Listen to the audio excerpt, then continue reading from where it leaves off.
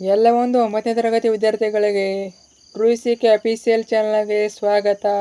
ನಾನು ಚೇತನ್ ಕೆ. ಇವತ್ತಿನ ಒಂದು ವಿಡಿಯೋದಲ್ಲಿ 9ನೇ ತರಗತಿ ಕನ್ನಡ ವಿಷಯದ FA1 ಎಕ್ಸಾಮ್ಗೆ ಒಂದು ಕ್ವಶನ್ ಪೇಪರು ಉತ್ತರ ಸಹಿತ ನೋಡೋಣ. ಈ ಒಂದು ಕ್ವಶನ್ ಪೇಪರು ವೆರಿ ಇಂಪಾರ್ಟೆಂಟು ನಿಮ್ಮ FA1 ಎಕ್ಸಾಮ್ಗೆ. ಯಾಕೆ ಅಂದರೆ ಇಲ್ಲಿ ಯಾವ ರೀತಿಯಾಗಿ ಪ್ಯಾಟ್ರನ್ ಕೊಟ್ಟಿದ್ದಾರೆ, ಇದೇ ಪ್ಯಾಟ್ರನಲ್ಲಿ ನಿಮ್ಮ ಒಂದು FA1 ಎಕ್ಸಾಮ್ನ ಕನ್ನಡ ವಿಷಯದ ಕ್ವಶನ್ ಪೇಪರ್ ಇರ್ತದೆ. ಅಷ್ಟೇ ಮಾತ್ರ ಅಲ್ಲ, ಇಲ್ಲಿರೋ ತುಂಬ ಪ್ರಶ್ನೆಗಳು ನಿಮ್ಮ ಎಕ್ಸಾಮಿಗೆ ರಿಪೀಟ್ ಆಗ್ಬೋದು. ಯಾಕಂದರೆ ಇವೆಲ್ಲ ಕೂಡ ಇಂಪಾರ್ಟೆಂಟ್ ಕ್ವಶನ್ಗಳು. ಚೆನ್ನಾಗಿ ಓದ್ಕೊಂಡೋಗಿ ನಿಮ್ಮ ಎಕ್ಸಾಮಿಗೆ ಖಂಡಿತ ಹೆಲ್ಪ್ ಆಗಿ ಆಗ್ತವೆ. ಓಕೆನಾ?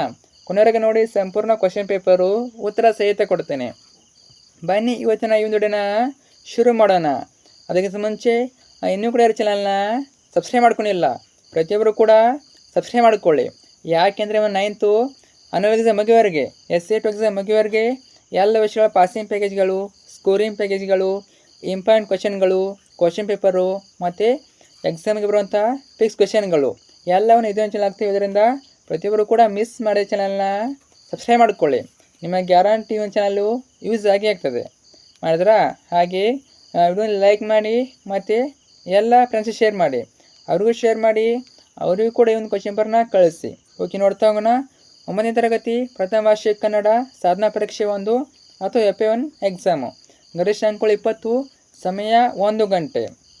ಈಗಾಗಲೇ ನಿಮಗೆ ಕನ್ನಡ ವಿಷಯದ ಮೇಲೆ FA1 ಎಕ್ಸಾಮ್ಗೆ ಸೆಟ್ 1 ಹಾಕಿದ್ದೇನೆ.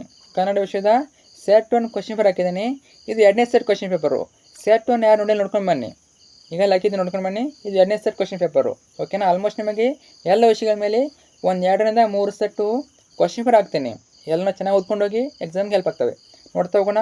1ನೇ ಮೇಲೆ ನಿಮಗೆ 2 ಬಹುವಚನ ಇರ್ತವೆ. ಪ್ರತಿ ಪ್ರಶ್ನೆಗೆ 1 ಅಂಕ. ಪ್ರಶ್ನೆಗೆ 1, ಶಿಕ್ಷಕ ಪದವು ನಾಮವಾಚಕದ ಈ ಪ್ರಕಾರಕ್ಕೆ ಉದಾಹರಣೆಯಾಗಿದೆ. ನಾಮವಾಚಕದ ಪ್ರಕಾರ ಕೇಳಿದರೆ ಏನಾಗ್ಬೋದು? ಇದು ಆಪ್ಷನ್ ಸಿ ಅನ್ವರ್ಥನಾಮ ಸರಿಯಾದ ಉತ್ತರ. ಪ್ರಶ್ನೆಗೆ 2, ಉನ್ನತೋನ್ನತ ಪದವು ಈ ಸಂಧಿಗೆ ಉದಾಹರಣೆಯಾಗಿದೆ. ಉನ್ನತೋನ್ನತ ಕೇಳಿದರೆ ಇದು ಆಪ್ಷನ್ ಬಿ ಗುಣಸಂಧಿ ಸರಿಯಾದ ಉತ್ತರ. ಇನ್ನು 3ನೇ ಪ್ರಶ್ನೆ, ಮೊದಲೆರಡು ಪದಗಳಿರುವ ಸಂಬಂಧದಂತೆ 3ನೇ ಪದಕ್ಕೆ ಸರಿ ಹೊಂದುವ ಸಂಬಂಧಿ ಪದವನ್ನು ಬರೆಯಿರಿ. ಒಂದು ಪ್ರಶ್ನೆ, ಒಂದೇ ಪ್ರಶ್ನೆ ಇರ್ತದೆ. 3ನೇ ಪ್ರಶ್ನೆ, ಲೋಕಯುಕ್ತ ಲೋಕ ದ್ವಿರುಕ್ತಿ ಆದರೆ ಮೇಲು ಕೀಳು ಅನ್ನೋದು ಏನಾಗ್ತದೆ? ಜೋಡಿ ಪದ. ಇದು ಲೋಕ ದ್ವಿರುಕ್ತಿ, ಮೇಲು ಕೀಳು ಜೋಡಿ ಪದ. ಕೊಟ್ಟಿರೋ ಪ್ರಶ್ನೆ ಪ್ರತಿ ಪ್ರಶ್ನೆಗೂ ಅಥವಾ ಪ್ರಶ್ನೆಗಳಿಗೆ ಒಂದೊಂದು ಅಂಕದಲ್ಲಿ ತರಿಸಿ. 1 ಅಂಕದ 3 ಪ್ರಶ್ನೆ, ಟೋಟಲಾಗಿ 3 ಅಂಕ. ಪ್ರತಿ ಪ್ರಶ್ನೆಗೆ 1 ಅಂಕ. ಇವು 1 ಅಂಕದ ಪ್ರಶ್ನೆಗಳು. ಪ್ರಶ್ನೆಗೆ 4, ಜಯಪುರದ ಜನರಿಗೆ ಯಾವ ಬಣ್ಣಗಳು ಇಷ್ಟ? ಇದು ಕೂಡ ಇಂಪಾರ್ಟೆಂಟ್ ಕ್ವಶನ್ ನೋಡಿ. ಜಯಪುರ ಜನರಿಗೆ ಕೆಂಪು, ಕಿತ್ತಳೆ, ಹಳದಿ ಬಣ್ಣಗಳು ಇಷ್ಟ. ಪ್ರಶ್ನೆಗೆ 5, ಕಯ್ಯಾರ ಕಿಯನ್ನರಯ್ಯವರ ಆತ್ಮಕಥನದ ಹೆಸರೇನು? ಉತ್ತರ, ಕಯ್ಯಾರ ಕಿಯನ್ನರಯ್ಯವರ ಆತ್ಮಕಥನದ ಹೆಸರು ದುಡಿತವೇ ನನ್ನ ದೇವರು. ನೋಡಿ, ದುಡಿತವೇ ನನ್ನ ದೇವರು. ಪ್ರಶ್ನೆಗೆ 6, ಪುಟ್ಟ ಅಕ್ಕಿ ಗೂಡನ್ನು ಹೇಗೆ ಕಟ್ಟುತ್ತದೆ? ಉತ್ತರ, ಪುಟ್ಟ ಅಕ್ಕಿ ಗೂಡನ್ನು ಹೇಗೆ ಕಡ್ಡಿ ಕೂಡಿಸಿ ಗೂಡನ್ನು ಕಟ್ಟುತ್ತದೆ. ಕಡ್ಡಿ ಕೂಡಿಸಿ ನೋಡಿ. ಇನ್ನು ಪ್ರಶ್ನೆಗೆ 7, ಕೊಟ್ಟಿರುವ ಪ್ರತಿ ಪ್ರಶ್ನೆಗೂ 3 ಅಥವಾ 4 ಅಂಕಗಳು ಉತ್ತರಿಸಿ. 2 ಅಂಕದ 2 ಪ್ರಶ್ನೆ, ಟೋಟಲಾಗಿ 4 ಅಂಕ. ಪ್ರತಿ ಪ್ರಶ್ನೆಗೆ 2 ಅಂಕ. ಪ್ರಶ್ನೆಗೆ 7, ತಲಕಾಡಿನ ಲೂಟಿಯ ವಿಚಾರದಲ್ಲಿ ವಿಷ್ಣುವರ್ಧನ ನಿಲುವೇನು? ಉತ್ತರ, ಹಲವು ಸೈನಿಕರು ತಲಕಾಡಿನ ಲೂಟಿಯ ಬಗ್ಗೆ ಕೇಳಿದಾಗ ವಿಷ್ಣುವರ್ಧನನು ಸೆರೆಸಿಕ್ಕ ಸೈನಿಕರ ಮೇಲೆ ದೌರ್ಜನ್ಯ ನಡೆಸುವುದು ಯೋಧ ಧರ್ಮವಲ್ಲ, ಸೋತ ಸಾಮ್ರಾಜ್ಯವನ್ನು ಲೂಟಿ ಮಾಡುವುದು ಯುದ್ಧ ಧರ್ಮವಲ್ಲ. ಆ ಕಾರಣ ನೀವೆಲ್ಲರೂ ತಲಕಾಡನ್ನು ತಮ್ಮವರೆಂದೇ ತಿಳಿದು ನಡೆಸಿಕೊಳ್ಳಿ. ಅವರ ಮನೋಭೀತಿಯನ್ನು ದೂರ ಮಾಡಿ ಶಾಂತಿ ಸ್ಥಾಪನೆ ಮಾಡಿ. 4 ದಿನಗಳಾದ ಮೇಲೆ ರಾಜಧಾನಿಗೆ ಹಿಂದಿರುಗೋಣ ಎಂದು ಹೇಳಿದನು. ಇನ್ನು ಪ್ರಶ್ನೆಗೆ 8, ಕವಿಯಂಥ ಹಾಡನ್ನು ಹಾಡಿದಾಗ ವೀರಧ್ವನಿ ಏರಬೇಕು ಎಂದು ಬಯಸುತ್ತಾನೆ. ಉತ್ತರ, ನವಭಾವ ನವಜೀವ ನವಶಕ್ತಿ ತುಂಬಿಸುವ ಹಾಡನ್ನು ಹಾಡಬೇಕು. ತೀವ್ರತರವಾದ ಗಂಭೀರವಾದ ಭಾವನೆಗಳನ್ನು ಹೊಮ್ಮಿಸುವ, ಅದರ ಅಲಿ ಎಲ್ಲ ಕಡೆ ಹರಡುವಂಥ ಹಾಡು ಅದಾಗಿರಬೇಕು. ಹಾಡು ಬದುಕಿನ ಗತಿಯಲ್ಲಿ ಹೊಸ ಪ್ರಗತಿಪರ ಬದಲಾವಣೆ ತರುವಂಥದ್ದಾಗಿರಬೇಕು. ಹೊಸ ಚೇತನ ತುಂಬಬೇಕು. ಅಂಥ ಹಾಡನ್ನು ಹಾಡಿದಾಗ ವೀರಧ್ವನಿ ಇರಬೇಕು ಎಂದು ಕವಿ ಬಯಸಿದ್ದಾರೆ. ಇನ್ನು ಕೊಟ್ಟಿರೋ ಲೇಖಕರ ಪರಿಚಯವನ್ನು ಕುರಿತು ವಾಕ್ಯ ರೂಪದಲ್ಲಿ ಟಿಪ್ಪಣಿ ಬರೆಯಿರಿ. ನಿಮಗೊಬ್ಬರದು ಲೇಖಕರ ಪರಿಚಯ ಕೇಳ್ತಾರೆ, 2 ಮಾರ್ಕ್ಸಿಗೆ ಕೇಳ್ತಾರೆ. ನೋಡ್ಕೊಳ್ಳಿ, ಇಲ್ಲಿವರೆಗೆ FA1 ಎಕ್ಸಾಮ್ಗೆ ನಿಮಗೆ ಎಷ್ಟು ಪಾಠಗಳು ಮುಗಿದವೆ, ಪದ್ಯಗಳು ಮುಗಿದವೆ, ಎಲ್ಲ ಕವಿ ಪರಿಚಯ ನೋಡ್ಕೊಳ್ಳಿ. ಅದರಲ್ಲಿ ನಿಮಗೆ ಒಬ್ಬರದ್ದು ಕೇಳ್ತಾರೆ. ಇಲ್ಲಿ ಯಾರು ಕೇಳಿದಾರೆ ನೋಡಿ, ಡಾಕ್ಟರ್ ಶಿವರಾಮ್ ಕಾರಂತ್ ಕೇಳಿದ್ದಾರೆ. ನೋಡ್ಬೋದು ನೀವು ಇಲ್ಲಿ. ಶಿವರಾಮ್ ಕಾರಂತರು 1902ರಲ್ಲಿ ಅಥವಾ 1902ರಲ್ಲಿ ಉಡುಪಿ ಜಿಲ್ಲೆಯ ಕೋಟದಲ್ಲಿ ಜನಿಸಿದರು. ಸಾಹಿತ್ಯದ ಹಲವು ಪ್ರಕಾರಗಳಲ್ಲಿ ಕೃತಿಗಳನ್ನು ರಚಿಸಿರುವ ಇವರು ಶಿವಮನ ದುಡಿ, ಮರಳಿ ಮನೆಗೆ, ಬೆಟ್ಟದ ಜೀವ, ಅಳಿದ ಮೇಲೆ, ಹಸಿವು, ಹಾವು, ಮುಕ್ಕಜ್ಜಿಯ ಕನಸುಗಳು ಮುಂತಾದ ಕೃತಿಗಳನ್ನು ರಚಿಸಿದ್ದಾರೆ. ಇವರ ಈ ಸಾಹಿತ್ಯ ಸಾಧನೆಗೆ ಜ್ಞಾನಪೀಠ ಪ್ರಶಸ್ತಿ, ಕೇಂದ್ರ ಸಾಹಿತ್ಯ ಅಕಾಡೆಮಿ ಪ್ರಶಸ್ತಿ ಮುಂತಾದ ಪ್ರಶಸ್ತಿಗಳು ಲಭಿಸಿವೆ. ಇನ್ನು ಮುಂದಿನ ಪ್ರಶ್ನೆ, ಕೊಟ್ಟಿರುವ ಪ್ರತಿ ಹೇಳಿಕೆಯು ಸಂದರ್ಭದೊಡನೆ ವಿವರಿಸಿ. ಸಂದರ್ಭ ಸ್ವಾರಸ್ಯ ಪ್ರಶ್ನೆ, ಒಂದೇ ಪ್ರಶ್ನೆ 3 ಅಂಕ. 10ನೇ ಪ್ರಶ್ನೆ ನೋಡಿ, ತಲಕಾಡು ಗೊಂಡನಿಗೆ ಜಯವಾಗಲಿ. ಆಯ್ಕೆ, ಈ ವಾಕ್ಯವನ್ನು ಸಾಶಿ ಮರಳಯ್ಯವರು ರಚಿಸಿರುವ ನಾಟ್ಯ ಮಯೂರಿ ಎಂಬ ಕೃತಿಯಿಂದ ಆಯ್ದು ಪ್ರಜಾನಿಷ್ಠೆ ಎಂಬ ಗದ್ಯ ಭಾಗದಿಂದ ಆರಿಸಿಕೊಳ್ಳಲಾಗಿದೆ.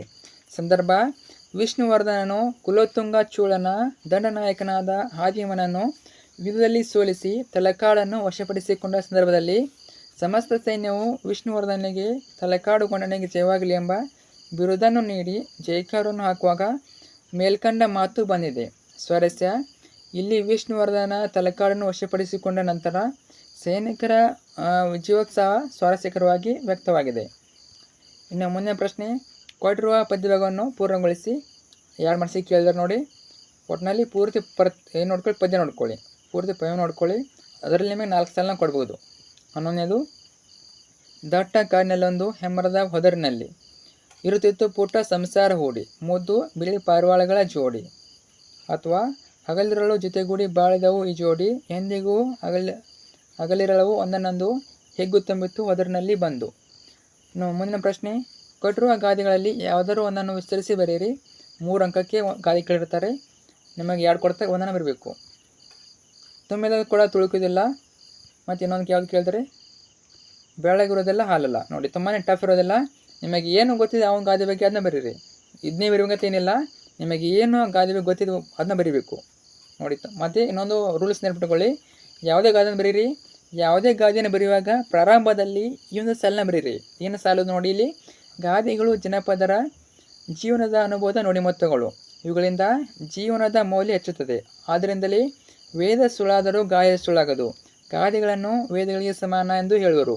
ಅಂತ ಹಲವು ಪ್ರಸಿದ್ಧ ಗಾದೆಗಳಲ್ಲಿ ತುಂಬಿದ ಕೂಡ ತುಳುಕುವುದಿಲ್ಲ ಎಂಬ ಗಾದೆಯು ಒಂದಾಗಿದೆ. ಇದೇ ರೀತಿ ನೀವು ಯಾವುದೇ ಗಾದೆ ಕೇಳೋರು ಇದೇ ರೀತಿ ಪ್ರಾರಂಭ ಆಗಬೇಕು ಅದು. ಯಾಕಂದರೆ ಈ ರೀತಿ ಬರೆದ್ರೆ ನಿಮಗೆ ಫುಲ್ ಮಾರ್ಕ್ಸನ್ನ ಕೊಡ್ತಾರೆ, ಪೂರ್ತಿ ಅಂಕವನ್ನು ಕೊಡ್ತಾರೆ ನೋಡಿ.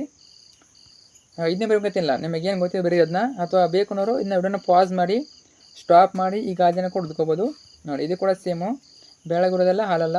ನೋಡ್ಕೊಳ್ಳಿ, ನಿಮಗೇನು ಅರ್ಥ ಆಗಿದೆ ಬರೀರಿ. ಇಷ್ಟಾದರೆ ನಿಮ್ಮ ಒಂದು FP1 ಎಕ್ಸಾಮ್ನ ಕನ್ನಡ ವಿಷಯದ ಪ್ರಶ್ನೆ ಪತ್ರಿಕೆ ಮುಕ್ತಾಯ ಆಗ್ತದೆ.